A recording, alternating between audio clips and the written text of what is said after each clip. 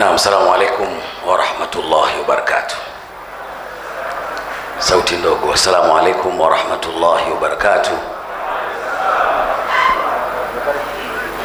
Alhamdulillahi alladhi ja'ala an-nikaha min atyabil halal wa alzama at-ta'ata 'ala an-nisa'i wa awjaba al-qiyama 'ala ar-rijal fa kullun ra'in wa mas'ulun 'an ra'iyatihi fi kulli hal. Sallallahu alayhi wa sallam 'ayna al-kamal wa 'ala alihi wa sahbihi wa sallam. Amma ba'd. Ndugu zangu, tulihudhuria katika jambo hili kubwa, jambo zuri lenye mvuto wa aina yake. Mashekhe zangu, walimu wa dini hii nzuri ya Kiislamu, Sharif Abdul Qadir pamoja na timu nzima ya Al-Hikma Foundation, nimepewa fursa niseme chochote juu ya bwana harusi siku ya leo.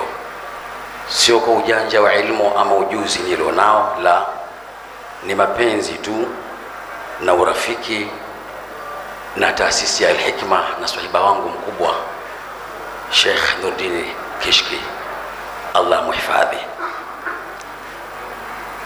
Ndugu zangu, mabwana harusi, lakini pia nimependelewa nafasi hii kwa sababu mimi bwana harusi kidogo nimekuzidini nyie zaidi, na uzoefu wa ndoa miaka mingi na ndoa ya wake watatu zaidi ya miaka 16. Kwa hivyo kuna vitu mimi ninavijua nyie hamvijui, ndio kwanza mmeingia leo. Lakini la kwanza, mabwana harusi, natamani muwajue wanawake. Wanawake hawa Mungu amewapa kipaji tu cha mapenzi, wanajua sana kupenda kuliko wanaume. Kiukweli kabisa, sisi wanamume tunapenda 50-50, lakini wanawake wanajua kupenda mpaka mwisho. Akikupenda anakupenda kweli, haigizi. Sasa basi, jukumu la mwanzo kabisa kwenu ni kuwajua wao wanawake ni kina nani, wakoje. Sifa yao ya mwanzo, wanawake wanasahau mapema mazuri na kuhifadhi zaidi mabaya unayomtendea. Hii ndio sifa ya mwanzo, ila wachache waliorehemewa na Allah jalla jalalu.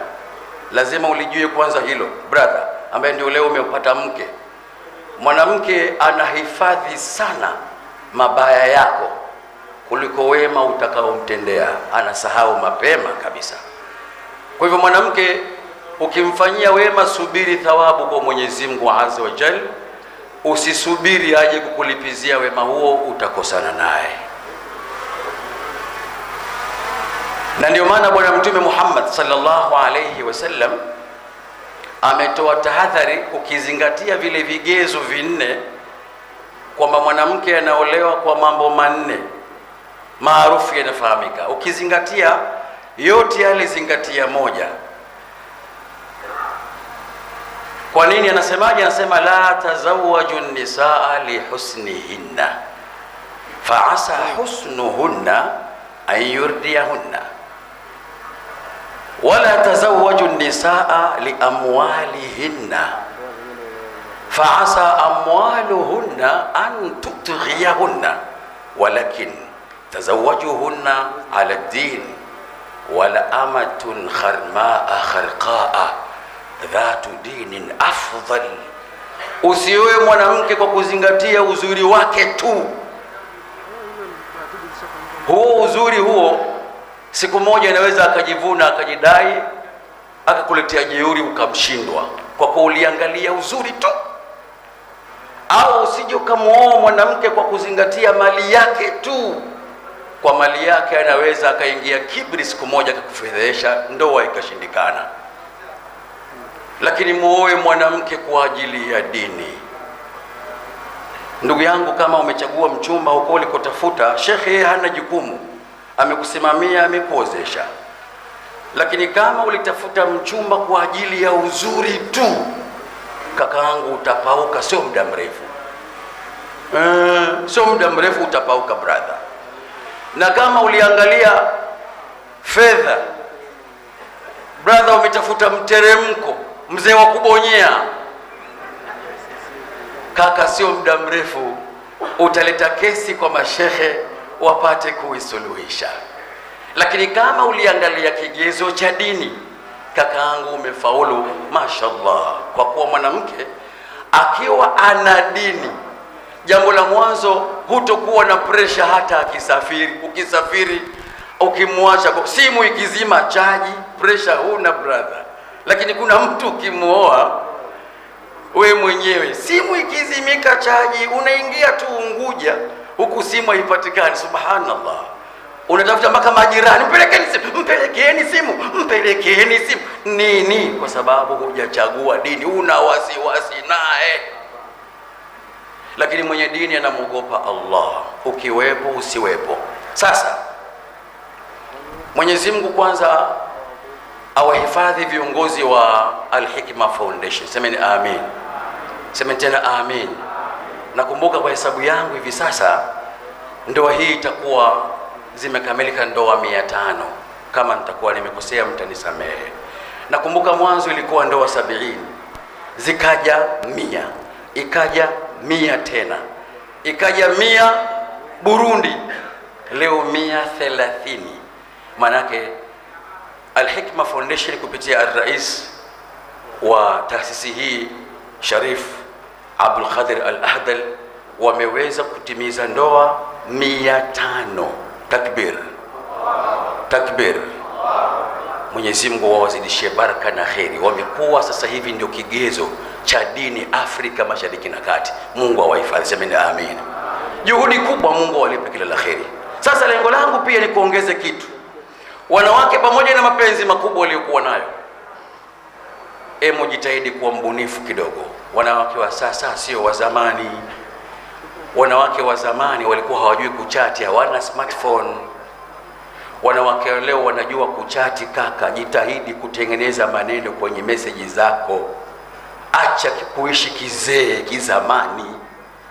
Mwanamke umtafuti kwenye simu mpaka akutafute yeye, unaharibu mapenzi. Wanawake wanapenda kupatiwa nafasi, muda kwenye moyo wako. Anatamani mwanamke muda wote tu aone umemfikiria. Hata mwambie tu mambo, salamu alaykum, uko poa, anajisikia raha muda wote akiona mara kwa mara messages zinaingia kwenye simu yake. Lakini kakaangu, wewe mpaka jua linyazama eti uko busy na zege. Sawa, kwenye zege pale tafuta timing kidogo, hata muda wa kunywa maji tuma message. Wanawake ndio wanapenda hivyo. Lakini pamoja na hayo, buni pia lugha, maneno mazuri. Siku hizi kuna malenga wetu, mashairi yamekuwa mengi mitandaoni. Kama hujui kutunga, sikiliza wasemao, iga na we andika. Pokea langu waridi, ewe wangu wa moyoni. Au niongeze sauti kidogo? Niongeze sauti kidogo. Sikiliza maneno mazuri haya. Mwanamke ukimwambia anapata usingizi mzuri, hata kama hajala. Pokea langu waridi, ewe wangu wa moyoni, lenye harufu jadidi latoka kwangu ayuni, lina marashi na udi wengi wanalitamani, liwe kwako ni zawadi likufariji moyoni. Mwisho unamalizia mwa. Mtoto wa watu anasikia raha, anacheka cheka anacheka cheka, shekhe kasikia raha. Hata hivyo, ukipata pia mwanamke mashallah, mtoto wa mjini, namalizia na mwana mwamba anakuja. Ukipata mwanamke mtoto wa mjini mashallah, pia unapata raha. Mimi na jamaa yangu alikuwa kila siku ananisendea message za mkewe akimtumia akiwa safari. Nikamwambia kaka, jitahidi, mke hapa umepata, mtunzi mtoto wa watu. Yule jamaa alikuwa akisafiri tu, mtoto wa watu anaanguka mashairi. Nikamwambia kaka, huyu umemtengeneza, amefika kwenye roho yako huyo. Anasemaje? Salamu zikufikie popote pale ulipo, mwezio ninaumia, haliishi wewe seko, bado nazikumbukia raha na mahaba yako, na yote tulopeana ya furaha na vicheko. Mwisho naye nampiga busu. Basi jamaa kazi yake kutwa nzima anamsifu mkewe tu, lakini la mwisho wanawake hawapendi gubu. Kuna vijana mnaongea sana. Kakaangu, mwanamke ukiona mtiatia mdomoni mara kwa mara umemshindwa. Mimi Mwenyezi Mungu amenijalia alhamdulillah na wake watatu, naishi nyumba moja. Kwa taarifa yako, mimi Sheikh Abdul Khadir, samahani babangu, ule mchezo mwanamke mmoja anakaa Morogoro, mwingine Mwanza, sio wapi, siwezi, tutashindwa. Mimi nina wivu balaa.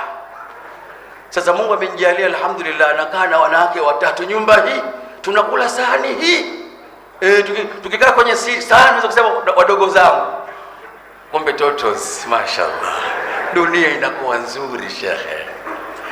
Sasa mwanamke ukipenda kumtiatia mdomoni kwa kila jambo, kaka, umeferi. Wanawake mambo mengine unapotezea, mengine unaongea lugha laini tu. Maimuna, hii unaionaje hiyo? Mbona kama hujapatia mimi? Lakini kweli safi, lakini mwanangu kila saa macho yanakutoka. Muda wote unakwambia nitakuumiza, nitakuacha.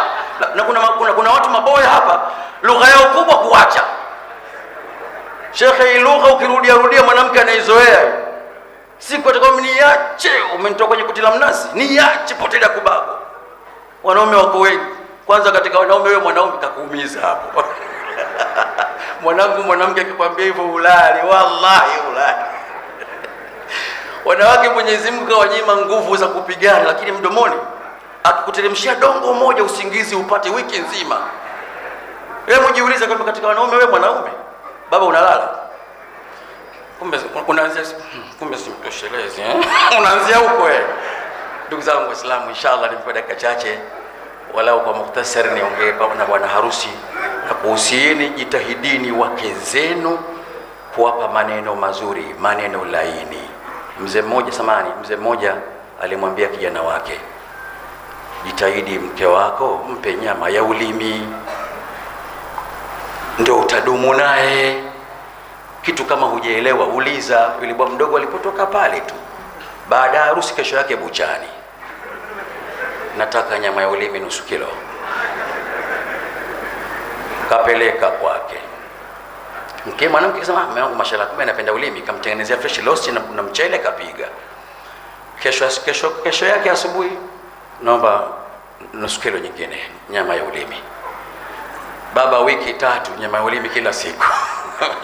Sasa ikatokea hitilafu katika ndoa yao. Walipoenda kwa mzee, sababu kijana wangu, si nilikwambia mke wako ili apate kutulia mpe nyama ya ulimi, unakwama wapi?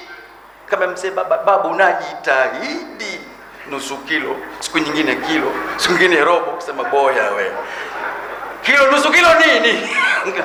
Si nyama ya ulimi. Hapana, nilikusudia nyama ya ulimi, maneno mazuri kwa mke wako, kaka yangu, mdogo wangu, ili upate kudumu na ndoa yako.